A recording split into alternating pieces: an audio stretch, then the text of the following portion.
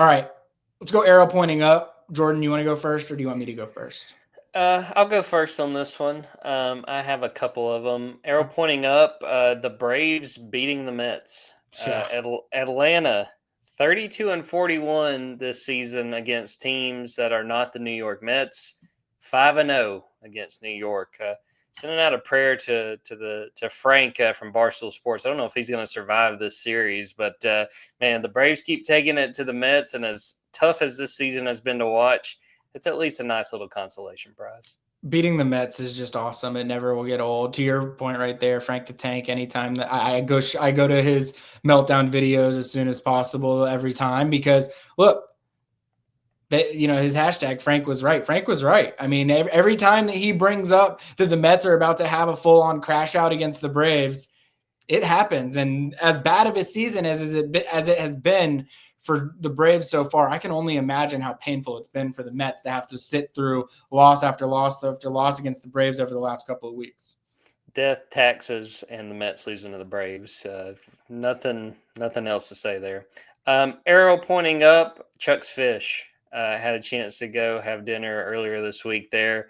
Love me some sushi. Great time. Always love trying to eat local, and you can't go wrong with Chuck's. Yeah, Chuck's is.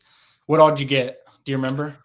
I don't remember. We had 3 different ones, and I just know every time we go with the sushi rolls, it comes through. I don't think I've ever had one where I was like, No, I enjoyed what we wound up getting. Yeah, I love Chuck's Fish. Great spot. Always love the local food call out. Honestly, even not on their sushi menu, just some of their main entrees and appetizers, like across the board, you can never go wrong at Chuck's Fish. I will say this: like every time my wife and I go, we're like, let's try something else. Let's not get the sushi, and we just get the sushi. It's so good. All right, arrow pointing up. Backyard baseball.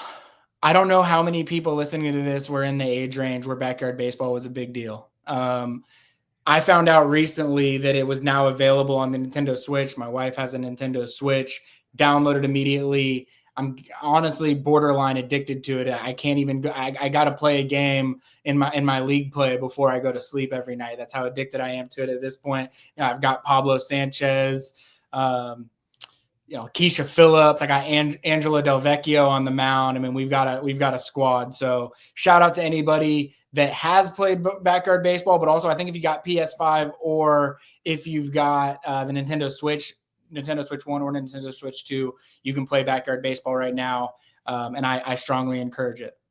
I was going to shout out Pablo, but since you did that, Pete Wheeler, Pete Wheeler was always a goat too. Oh yeah. I've got Pete Wheeler leading off for me on my roster this year. We just bunt it. He beats it out to first every time. He leads the league in steals. I mean, he's a weapon on the base path as well. Yeah. Dogs in DC in the YouTube chat says wheelchair guy maybe could have come up with a more creative way of describing him, but Kenny Kawaguchi, I knew what you meant. He's on the squad as well. So shout out backyard baseball. I will also shout out, and for our viewers on YouTube, you know what I'm talking about, but it is, I found this out the hard way.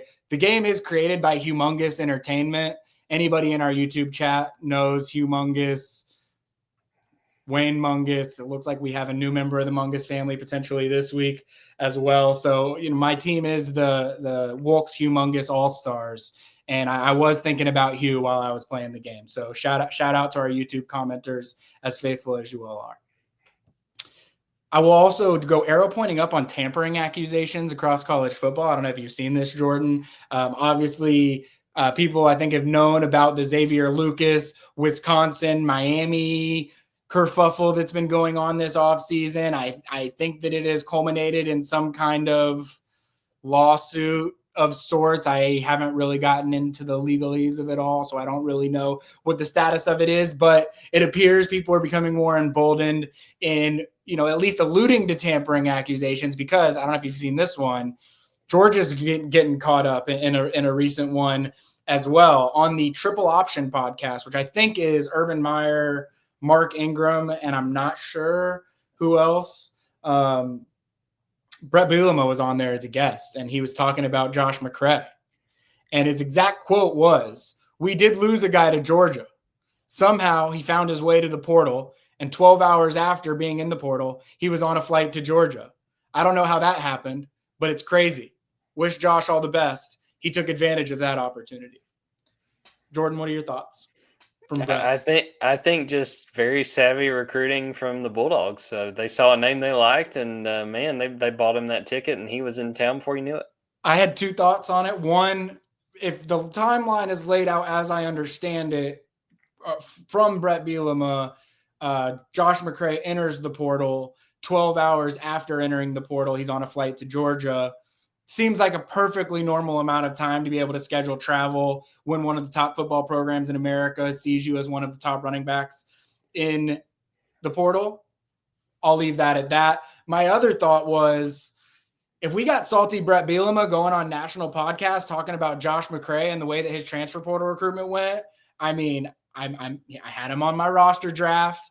I had him as last week on the Junkyard roundtable as the most untalked about guy in Georgia. Well, I guess Brett Bielema is seeing to that a little bit. He's talking about him a little bit more. But also, again, if there's salty Brett Bielema talking about Josh McCray, I think Georgia fans should be excited. You're not being salty Brett Bielema about some player that you're not disappointed about losing from your roster. No, I think it's great. And, Brett's always been one to share his thoughts and feelings. And remember that Pop-Tart Bowl, him and Shane Beamer got into it in the middle of the game. So anytime Brett's talking, there's usually something to it.